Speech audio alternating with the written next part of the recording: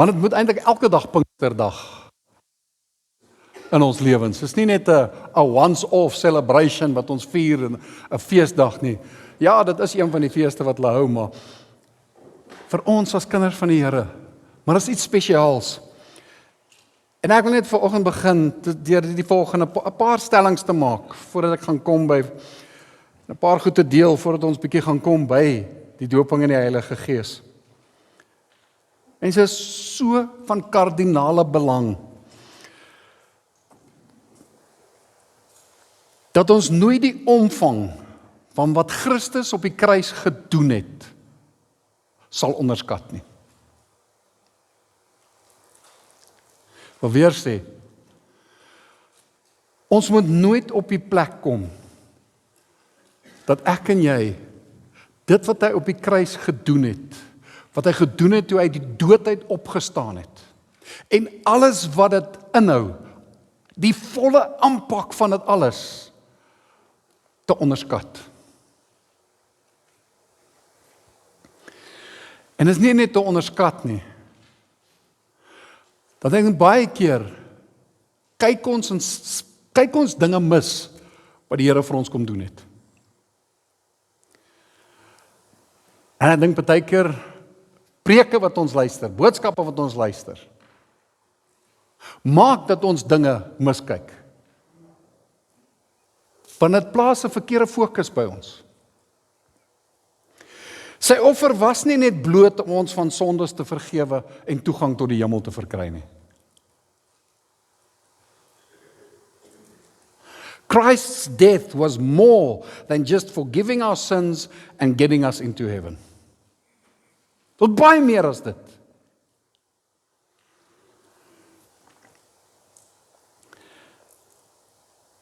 Hy wou my en jou 'n nuwe skepping maak.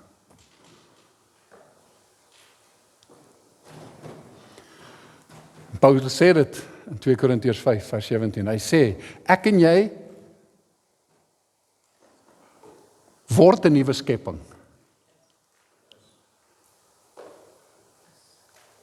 Iemand het en kom so staan daarby.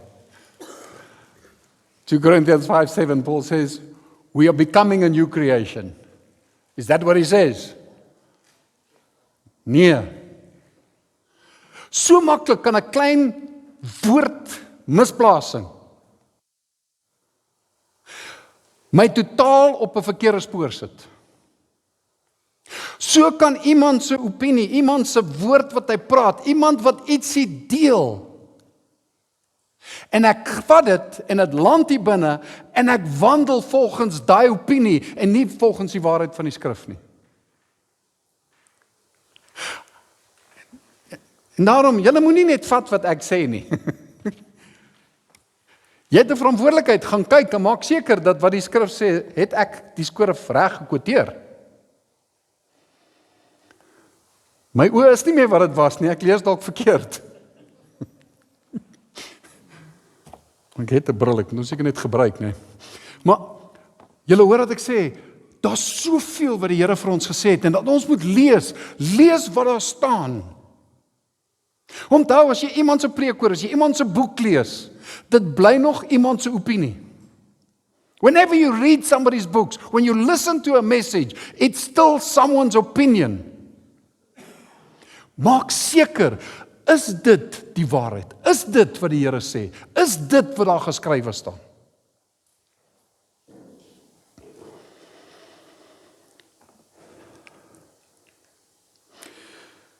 As ons sou glo dat Jesus slegs ons sondes vergewe en toelaat dat die gif van die slang, dat die gif van die sonde in ons bly totdat ons die hemel bereik, sou ons die volheid en grootsheid van sy doel en opstanding mis.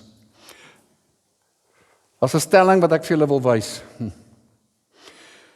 Jy sien, toe Christus aan daardie kruis gesterf het, het hy nie net ons sondes, het hy nie net vergifnis aangebied vir ons nie. Hy het transformasie aangebied vir my en jou. Mense, toe hy opstaan uit die dood uit, toe hy sy Heilige Gees stuur, toe bied hy vir ons iets fenomenaals aan. 'n totale transformasie.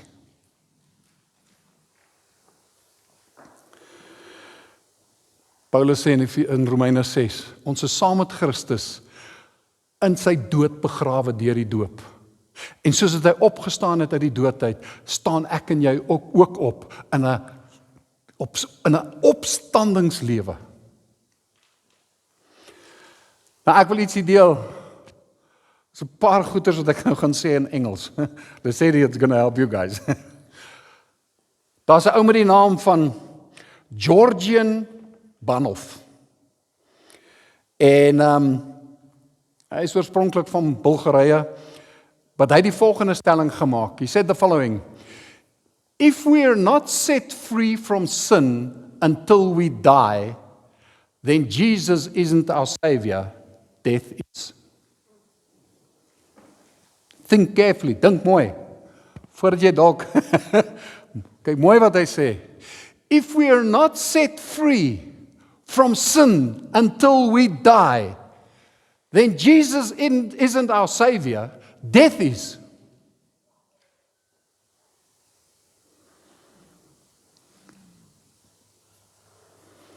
Gou eens 'n bietjie daaraan.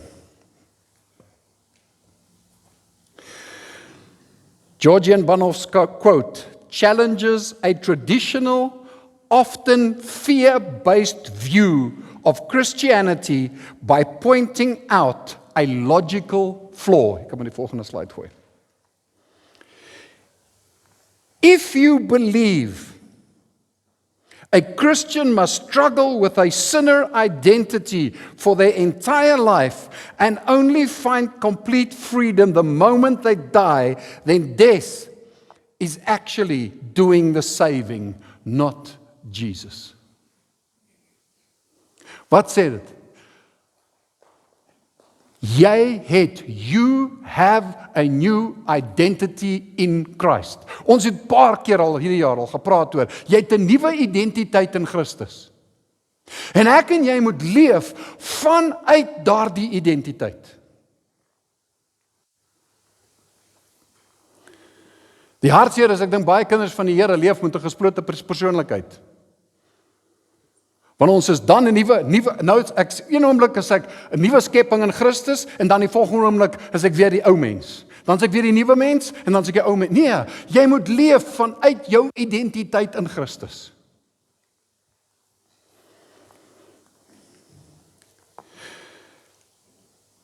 Hy sê verder, hy brei uit op sy punt wat hy gesê het. Hy sê hierdie volgende 3 goed sê hy.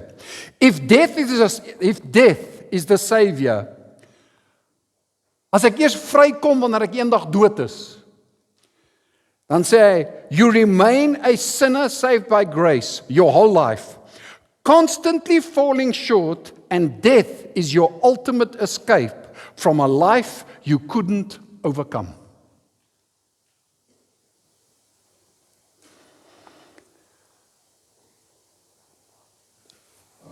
Steek ons vas. I'm a sinner saved by grace. Ek was 'n sondaar, gered deur genade. Maar nou dat ek gered is, het iets verander. Dis nie meer 'n sondaar. Ja. I was a sinner saved by grace. If I've been saved by grace, what am I now? Ek het 'n nuwe identiteit in Christus. Gaan kyk wat die woord sê. Gaan lees Efesiërs 1, Efesiërs 2, Efesiërs 3. Dit praat oor jou stand in Christus, wie jy is. Ek kan nie hierdie goed genoeg keer herhaal en sê nie.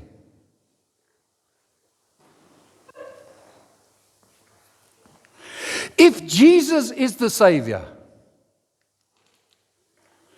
His grace immediately annuls the old nature, making you a brand new creation.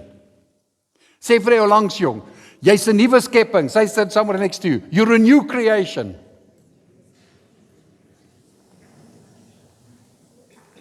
The ultimate goal is not sin management.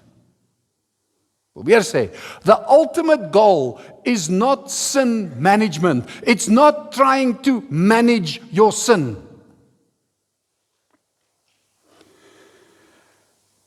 I said the ultimate goal is not sin management until you pass away, but walking in the resurrection freedom He already provided.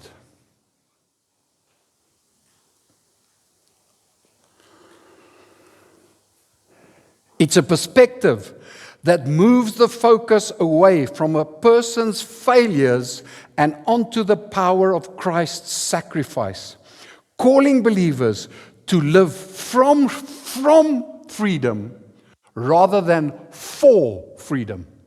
Jy sien, ek en jy leef vanuit 'n plek van vryheid.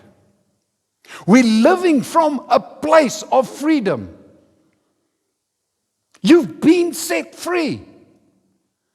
And you must walk and live from that freedom. Ek en jy moet leef vanuit daai vryheid waarmee ek vrygekoop is.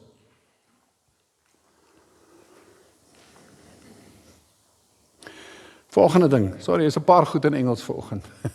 Kan die volgende een opsit? Dankie Gunther. Repentance is a change of mind, not penance. An old view. Repentance is feeling deeply guilty, apologizing repeatedly, and trying harder not to sin.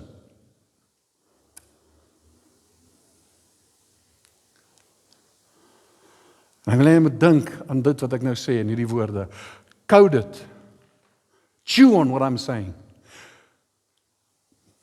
Think on it. Barnhof says, repentance, coming from the Greek word metanoia, means changing your mind. It is agreeing with God about who you are, who you already are in Christ.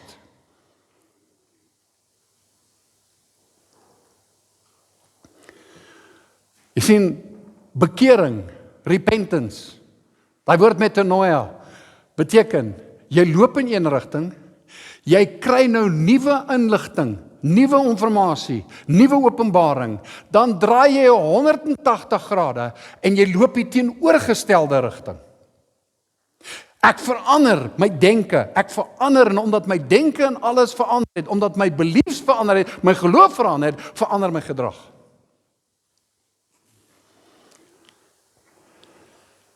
So as jy nog glo, ek is 'n sondaar gered uit genade, waar lê jou fokus?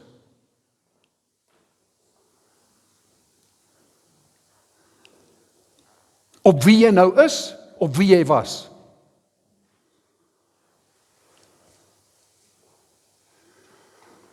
Paulus praat herhaaldelik van, as jy gaan lees Efesiërs, hy sê en herhaaldelik in die woord lees, repeatedly, Paul says, you were, but this is who you are now. Dis wie jy was. Dit is wat jy was tevore. Maar nou dat jy in Christus is, dis wie en wat jy is.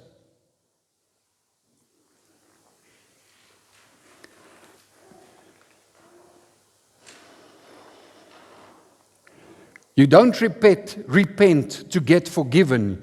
You repent because you are forgiven.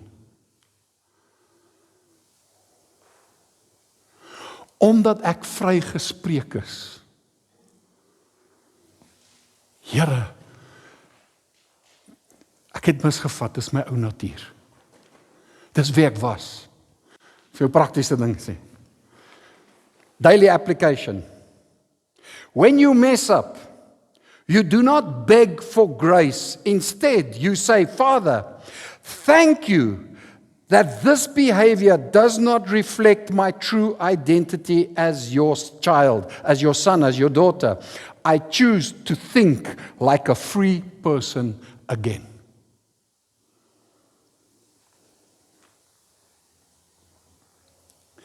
Repentance is dat jy jou denke moet verander en 'n ander denkwyse kry en in 'n ander rigting loop.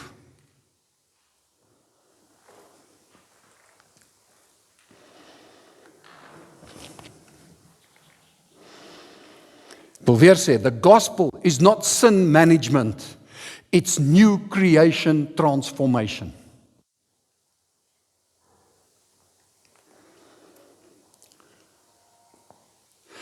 Noem jouself wat die Here jou noem. Spreek oor jouself wat die Here oor jou spreek. Roep hy jou en sê, Koos, jou sondaar, kom hier. Call yourself what God calls you. Speak over yourself what God's speaking over you. He doesn't say, Lesedi, you sinner, come here. What does he say? He's your father. What are you? His son. He calls you, my son, come. Hy roep jou, my seun, my dogter, kom.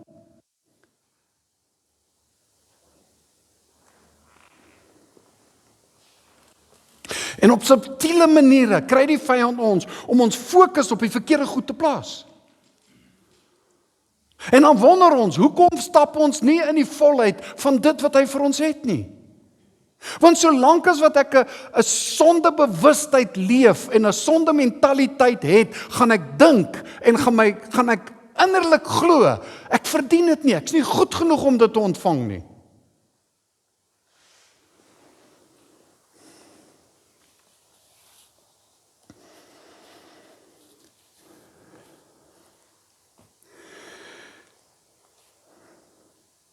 Sien die doping in die Heilige Gees. Daar's 'n paar goed wat regtig spesiaal is wat die Here gedoen het. Jy sien, wanneer die Here ons doop met die Heilige Gees, gebeur daar iets fenomenaals in my en jou lewe. En mense, en daar wil ek net weer, voordat ons praat daaroor, daar's soveel predikers, bekende predikers, wat praat, dat doping in die Heilige Gees is verby, dit het gestop in die tyd van die apostels.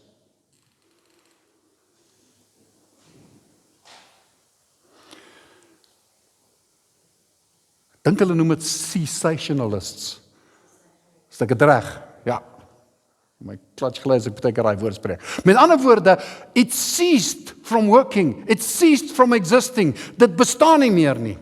Hulle praat baie keer van dispensasionele teologie.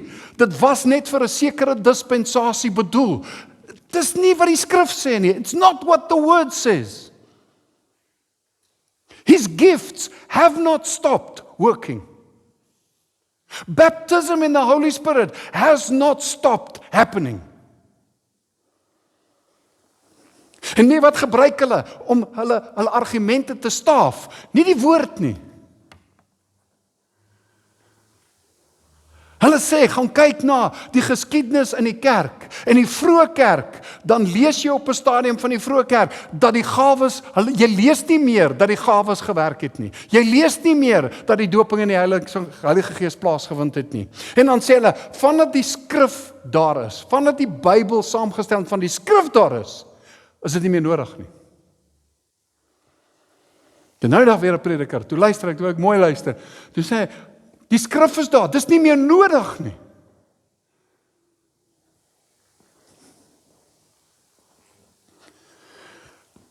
Jy kan nie luister na iemand se opinie nie. Gaan terug na wat sê die woord. En daar's genoeg voorbeelde daarvan. En as jy dit regtig, die feit dat jy nie iets sien gebeur en ervaar nie, is nie 'n maatstaf van of die woord wat die woord sê waar is of nie.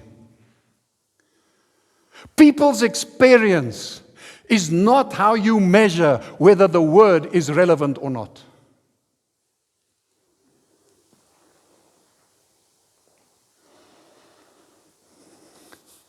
God sê, ek sal jou nooit verlaat, ek sal jou nooit begewe nie.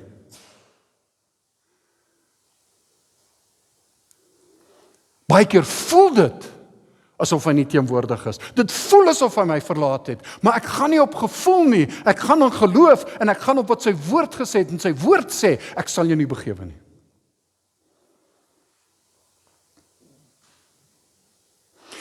Because he said it, I believe it, and that settles it. Kan nie onthou wie die prediker wat dit gesê het nie. Ek gaan op wat sy woord sê. Ek gaan nie op wat ek voel nie. Baie keer as jy kyk, dan lyk die blare, daar's geen blare aan 'n vrug aan 'n boom nie. Dan dink jy die boom het gevrek, hy's dood. Maar jy sien, die wortels is besig om te groei.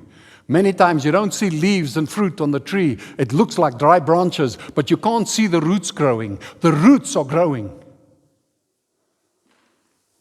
Die wortels moet dieper gaan, sodat daar meer vrug kan kom. En in feite, wanneer die wortels groei, en jy sien nie die groei nie, beteken dit nie, daar's niks besig om te gebeur nie.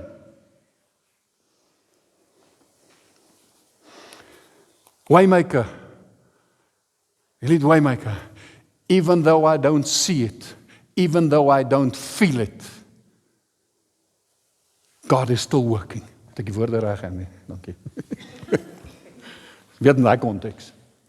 Even though I don't see it, even though I don't feel it, He's working. He's working where we don't see. Maar ek staan op sy woord. En weet wat, die doping in die Heilige Gees, ek het daai krag nodig, want is daai krag wat my gaan help om te volhard.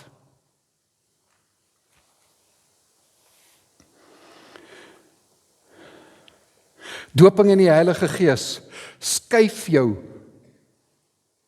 van 'n streef, 'n striving na krag toe. Baptism in the Holy Spirit shifts you from striving to power. Dis nie performance nie. Dis nie 'n striving om dinge. Mense geloof is nie striving nie. Dis nie jou werke nie. Dis nie wat jy insit nie. Geloof is to surrender. Ek gee oor aan hom en ek vertrou hom.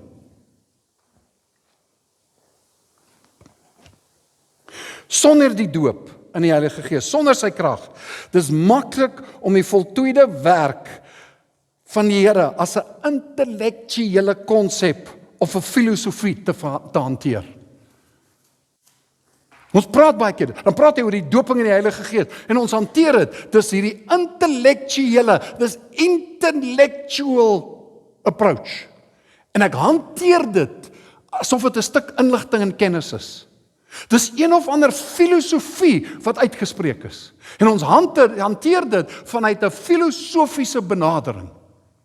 En dan mis ek die diepte en die krag daarvan.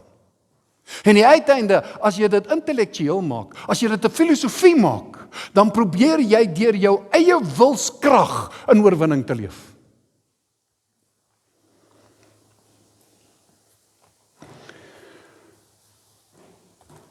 Jy probeer deur menslike wilskrag te gebruik om te glo, jy is vry. En as jy dit in jou eie wilskrag doen, if you try and do it in your own power, well, then how's it working out for you? Kyk bietjie na jou lewe, is dit besig om goed te werk?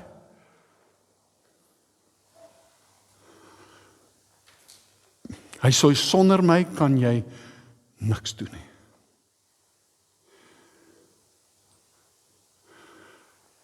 Wanneer jy jou eie lewe probeer verander, vertel my 'n bietjie, hoe goed het dit gegaan? Hoe goed vorder jy? En ek weet, julle doen goed, maar ek duik in die hek.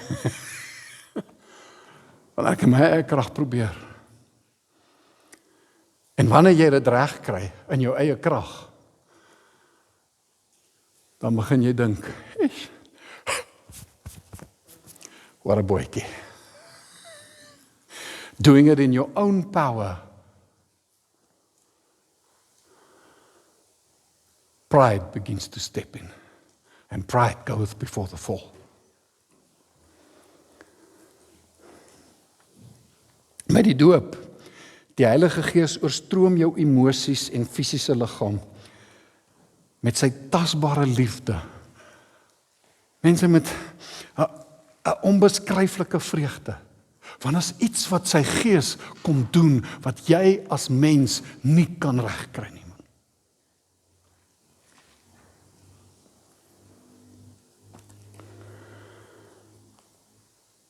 Dit skuif jou van om te probeer die waarheid te glo, na die ervaring van die waarheid toe.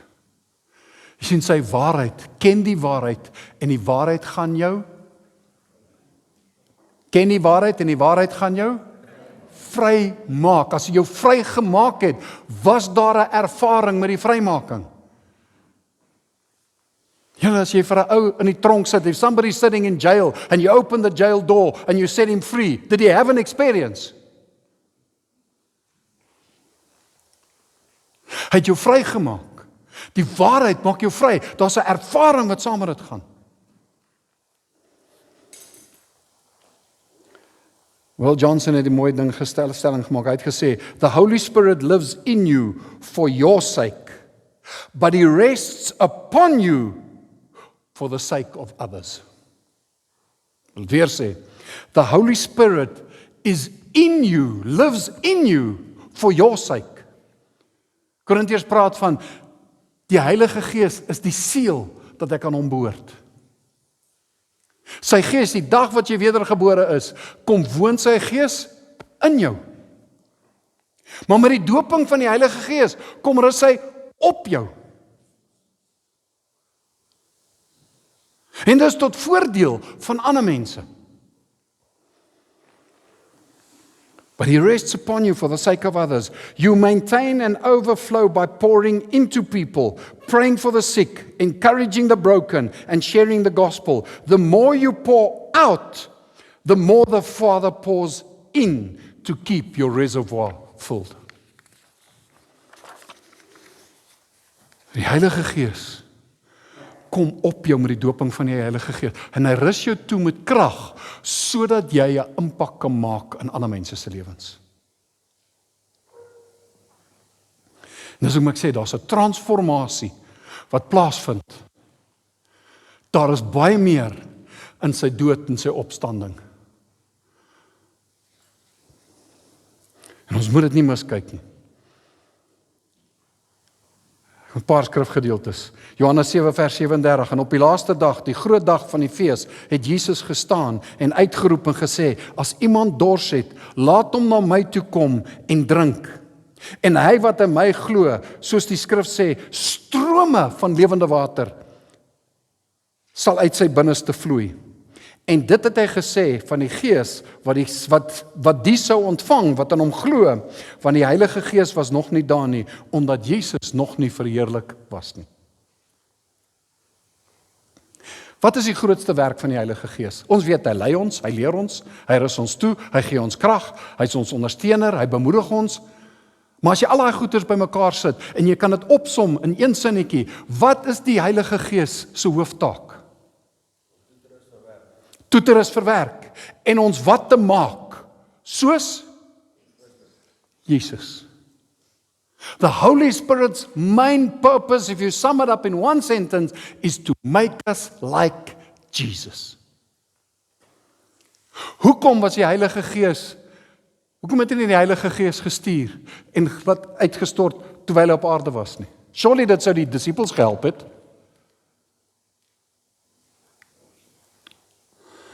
Maar hy sê hy was nog nie verheerlik nie. Want jy sien, as die Heilige Gees toegekom het, en hy maak ons toe soos Jesus, dan was ons die Jesus wat op aarde gewandel het. Nie die verheerlikte Jesus wat sit aan die regterhand van God die Vader. Hy maak my en jou soos 'n Christus wat die dood oorwin het, wat opgestaan het uit die dode, wat sit aan die regterhand van God die Vader. Dis die Jesus wat hy my en jou inmaak.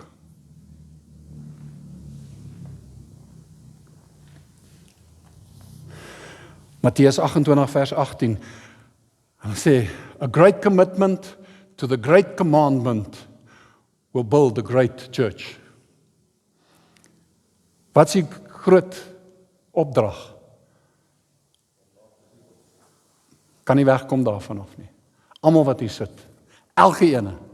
Jesus sê, Matteus 28 vers 19, wel, kom ons lees van vers 18, hy sê, en Jesus het nader gekom en aan hulle gespreek en gesê, aan my is gegee alle mag in die hemel en op aarde. En dan sê hy, gaan dan heen.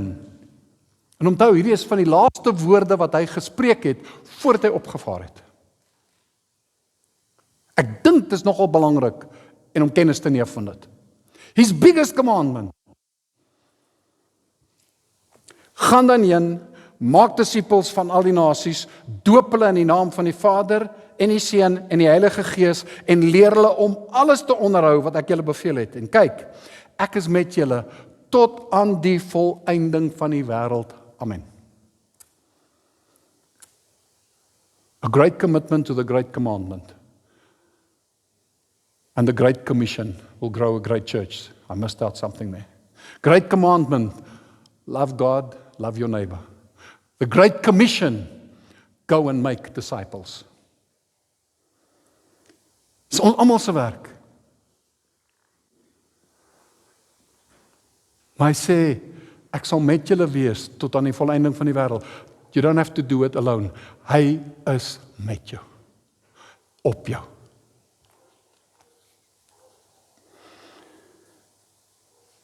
Soos nog skryf hy net so van Johannes 20 vers 20. En nadat hy dit gesê het, wys hulle sy hande en sy sy. Julle moet weet, die disippels kruip weg.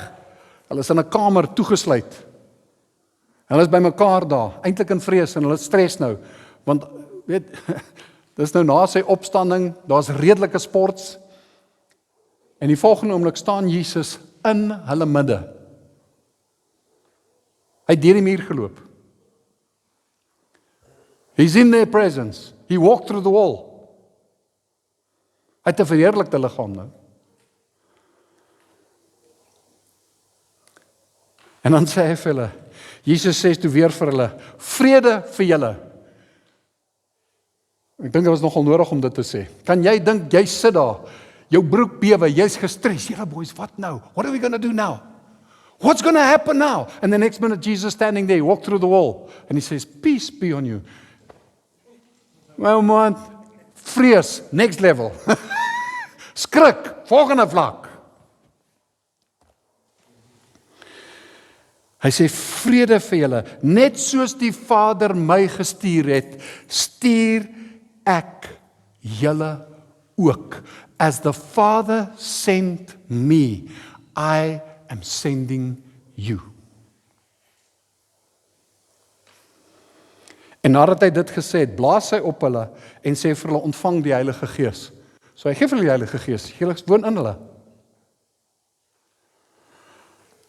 Lukas gaan hy verder. Lukas 24 vers 24, hy sê vir hulle, dit is die woorde wat ek met julle gespreek het, toe ek nog by julle was, dat alles wat oor my geskrywe is in die wet van Moses en die profete en die psalms vervul moet word. Toe open hy hulle verstand om die skrifte te verstaan. He opened their minds to understand the scriptures. En dan sien wat sê hy, vers 49, hy sê, en kyk, ek stuur die belofte van my Vader op julle, maar julle moet in die stad Jerusalem bly, totdat julle toegerus is met krag. Toegerus is met krag uit die hoogte. Hy het nou die Heilige Gees gesê, hy het blaas die Heilige Gees gesê, ontvang die Heilige Gees en hy blaas op hulle. Maar dan sê hy nog vir hulle, gaan wag in Jerusalem, dat die Heilige Gees vir die uitstorting van sy Gees, sy krag op julle. In julle, vir jou onthulwe. Op julle, vir die evangeliese onthulwe. Die Amplified sê het mooier. Hy sê, and behold, I will send forth upon you what my Father has promised, but remain in the city Jerusalem until you are clothed with power on high. Daai woord toegerus in die Grieks beteken om bekleed te wees. Till you are clothed with the power of the Holy Spirit. So he's in you and you are clothed with the power of the Holy Spirit when you are baptized in the Spirit. Ek is amper klaar. Julle weet dit beteken is nog seker nog 'n uur. Acts 1:8.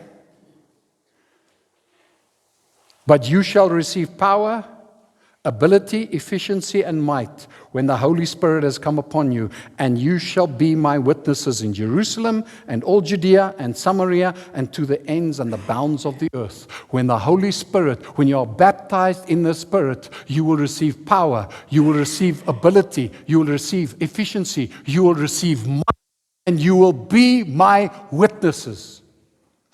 Wees 'n getuie vir hom. Be a witness vir hom. Praat met iemand, ek sê nou vir tuis, toe ek aan Ellis Ras was hier naweek. Woensdag aand, is daar 'n ou.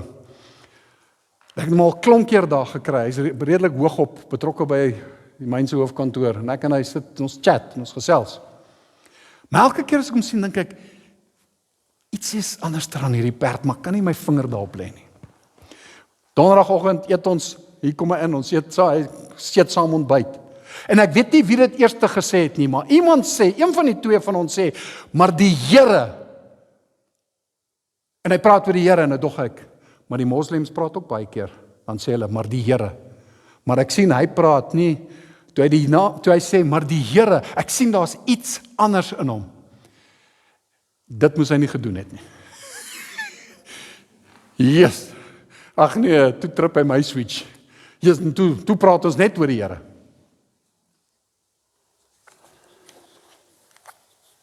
En hy sê op 'n stadium 'n interessante ding. Hy sê waar hy was 'n Hindoe gewees, en toe het hy radikaal tot bekering gekom. En hy sê op 'n stadium, ja, Lawrence, my battle is, I don't spend enough time reading the Bible. I don't always get to pray. En hy praat, en ek sê vir hom, stop. Stop performing and trying to perform. Rest in Him from a place of freedom. Stop trying to perform yourself into freedom.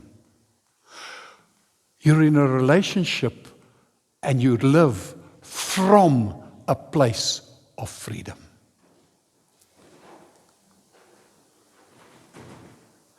En dan word Bybellees, gebed, is 'n uitvloeisel van jou nuwe identiteit in hom.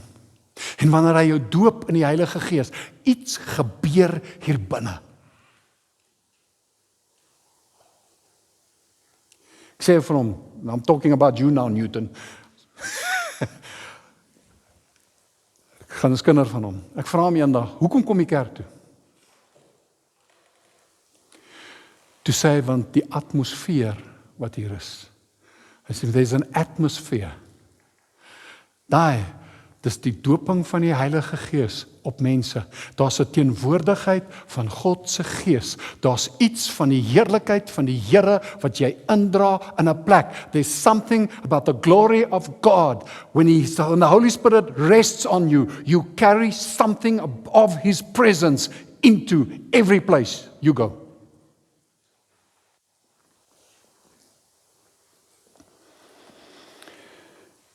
En 'n bietjie van Handelinge 4.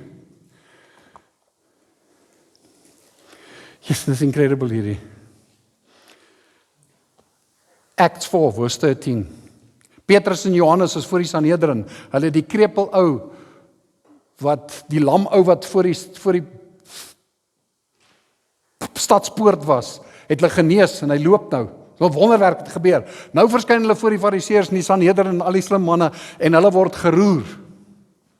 En op 'n stadium kyk die Sanhedrin, die Fariseërs, die skrifgeleerdes, hulle kyk na Petrus en Johannes en dan sê hy daar in die Amplified, hy sê, now, when they saw the boldness and unfettered eloquence of Peter and John and perceived that they were unlearned and untrained in the schools, common with men with no educational advantages, they marveled and they recognized that they had been with Jesus. Is nie geleerd, didn't go to Bible school, was nie by theologiese college nie, was nie by 'n kursus How to Heal the Crippled. Okay, ja, Jesus het hulle gementor. Nie die tradisionele pad gestap nie. But they recognized they were with Jesus. Hulle sien, hulle was by Jesus gewees. Wanneer die doping in die Heilige Gees, daar's iets wat gebeur, dat mense kan sien, wat is anders in jou?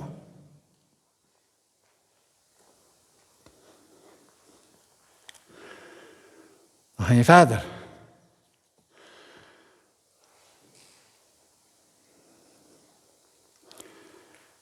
Nou kom Petrus en Johannes terug, by al die gelowiges. En hierdie ouens is besig, hulle bid, hulle het serieus gebedstyd, daar's 'n regte prayer time nou. Hulle doen intersessie vir Petrus en Johannes, wat hulle weet, dit nou sports. En die volgende oomblik is Petrus en Johannes by hulle. En hulle vertel hulle, hierdie is wat gebeur het. It's incredible, ouens. En hulle vertel hoe hulle gedreig word, want die Sanhedrin en die skrifgeleerdes het hulle gedreig. En nou bid hulle, hoor wat, listen to the prayer that the people are praying. And now, Lord, observe their threats and grant to your bondservants full freedom to declare your message fearlessly. While you stretch out your hand to cure and to perform signs and wonders through the authority and by the power of the name of your holy child and servant, Jesus Christ. And when they had prayed, the place in which they were assembled was shaken, and they were all filled with the Holy Spirit. And they continued to speak the word of God with freedom and boldness and courage. Ek het probeer kyk hoe die tyd wat verloop het tussen Pinksterdag, Handelinge 1 vers 8 en Handelinge 4 vers 29, 30. Hulle praat van dalk 'n jaar, ander sê langer, ander sê 'n klomp maande, maar dis na die doping in die Heilige Gees. Plek is gesê, hulle is weer gevul met die Heilige Gees. En wat doen hulle? Boldness, courage, onverskrokkenheid. Hulle deel die woord van die Here. En die laaste voorbeeld, nou moet jy deurgaan, gaan lees, mense ek wil julle, gaan lees Handelinge 4 tot by Handelinge 9. Ja, jy gaan excited raak. Mense, jy gaan lees die transformasie wat plaasgevind het tussen die gelowiges met die uitstorting van die Heilige Gees. Hoe mense wat hulle het, deel met mekaar. Goeders, 'n transformasie in die mense. En hoe? Die boldness wat hulle het, en dan lees jy, en dan kom by Handelinge 7, Stefanus, wat nie sy mond kan hou, hy bly nie stil nie, en hy sê vir hulle, hy verkondig, hy vertel die evangelie. Saulus, wat Paulus word later, is daar. En Saulus sê, gryp hom papie. Saulus hou die manne se baadjies vas, toe hom met klippe doodgooi. 'n Transformasie. Dis nie 'n intellektuele ding nie. Dis nie 'n filosofiese stelling nie. Hulle is gevul, hulle is gedoop in die Heilige Gees. En terwyl hulle hom met klippe gooi, roep hy uit en hy sê, Here, vergewe hulle, want hulle weet nie wat hulle doen nie. Daar was 'n transformasie wat plaasgevind het in Stefanus. Saulus staan en kyk hoe hulle hom doodmaak. Handelinge 8. Toe tel Saulus spoed op. Acts 1:8. If you don't Acts 1:8, God's gonna Acts 8:1 you. Hy vervolg hulle. Hy kry briewe by die Fariseërs, by die skrifgeleerders, by die Sanhedrin, by die hoof, die kerk, die tempelhoofde, om Christene te arresteer en hulle in die tronk te gooi. En hy begin die kerk te vervolg, en dan lees jy Handelinge 8 vers 1, en as gevolg van vervolging is hulle versprei na Judea, Samaria en die uiterstes van die wêreld. En waar hulle gaan, het hulle die evangelie verkondig. 'n Transformasie het gebeur in hy mense se lewens. En dan kom jy by Handelinge 9. Paulus op die Damaskuspad. En die Here verskyn in 'n lig aan Paulus op die Damaskuspad. En die ou wat die kerk vervolg, het 'n ontmoeting met Jesus.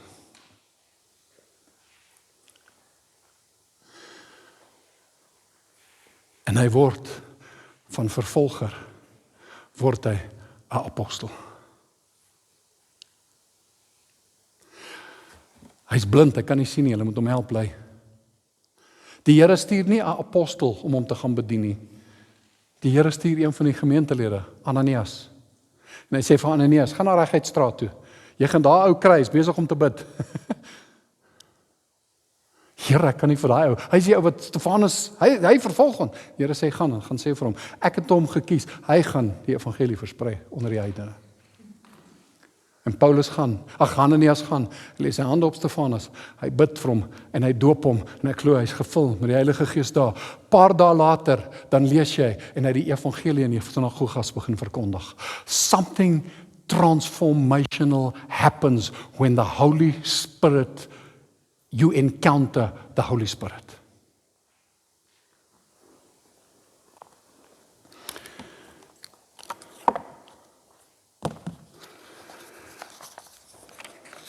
Gaan lees sy verhaal. Gaan lees die dinge wat gebeur het.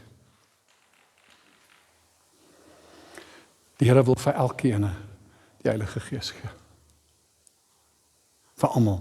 Jesus is die doper in die Heilige Gees.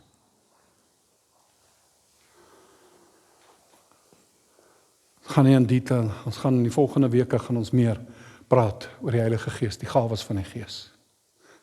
Die doping in die Heilige Gees. Wat dit als behels. Maar ek gaan vra, en jy sal my staan net vanoggend sê, Here, sal U my opnuut vanoggend kom vul. Lord, fill me with your Spirit. Fill me with your Spirit. Terwyl jy daar sit, maak net jou oë toe. Ek wil vanoggend vra, 'n wandel met die Here, walking with Jesus, living a transformational life starts with answering His call and giving your life to Jesus. Have you given your life to Jesus?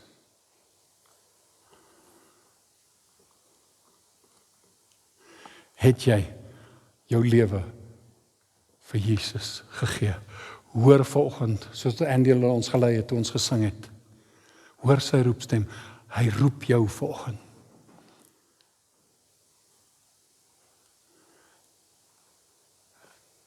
Het jy jou lewe vir hom gegee? En as jy nie het nie, if you haven't and you're saying this morning, I want to give my life to Christ. Net daar waar jy sit vanoggend. Niemand kyk rond nie, almal so oosluit. As jy vanoggend sê, Here, vanoggend wil ek die roepstem antwoord. I want to answer your call. I want to give you my life. Steek net vinnig jou hand op en laat sak kom. Ek wil net seker maak. Almal, dankie. As daar nog iemand is, you sitting here this morning. And you haven't given your life to Christ. He's here. And He wants to meet with you. If you haven't given your life to Him, if you haven't committed your life to Him, raise your hand. He's meeting. Just raise it and drop it. He's here to meet with you today. En party van julle, jy het al jou hart vir hom gegee, maar jy het net nie gewandel in die vryheid nie.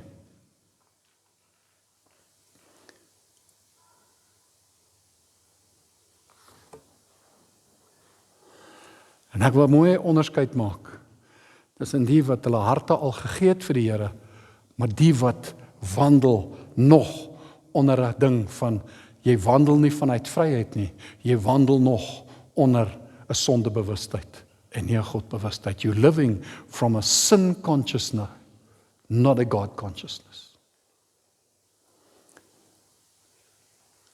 En vra, kom ons gaan net staan. Let's just stand. Nou, ek gaan vra, as jy vrymoedigheid het, as jy die vrymoedigheid het, as jy jou hand opgesteek het, dit is dalk moeilik, maar die Here sê, As jy my erken voor die mense, sal ek jou erken voor my Vader. If you deny me before people, I'll deny you before my Father. As jy die vrymoedigheid het, wil ek vra, wil jy net vir my hier na vore stap. Ons wil regtig net saam met jou bid. As jy jou hand opgesteek het, kom staan net hier voor. Sê, Here, today, I'm genuinely committing. I'm answering your call. Lord, here I am. Here I am.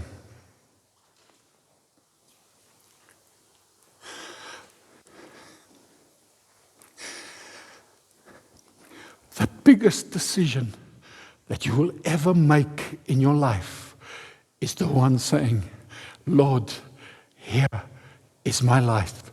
Take me.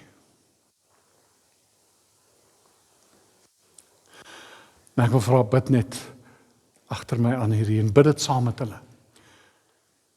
Here, ek antwoord u roepstem vanoggend. En ek kom na u toe. En ek bely ek is verlore. Dat u nie in my lewe is nie. Maar Here, u roep vanoggend. En ek antwoord u roepstem. En Here, ek gee my lewe, my hart vir u vanoggend. En ek bely dat u op die kruis vir my gesterf het. Dat u my sonde gedra het. En dat u vanoggend my sonde vergewe het. Dat u opgestaan het uit die dode. Here, u woord sê, dat elkeen wat u aangeneem het, word kinders van God genoem. En ek neem u aan, as my redder en saligmaker. En Here, ek wil my onderwerp, aan u koningskap, en verklaar dat u 'n koning van my lewe is. En ek dank u daarvoor, in Jesus naam. En dankie dat ek vanoggend kan bely, dat van hierdie oomblik af, ek 'n seun en 'n dogter van God is. Amen. En amen. Ek gaan vra, wil julle nie asseblief, saam met Dani en Clem, saam met hulle, gaan, mag my net, gaan net saam asseblief. Wil julle net saam met hulle gaan, hulle wil julle net persoonlik gaan bedien, sommer daar agter, en gou met julle net ietsie deel. Dankie, kom ons gee vir hulle groot hande klap.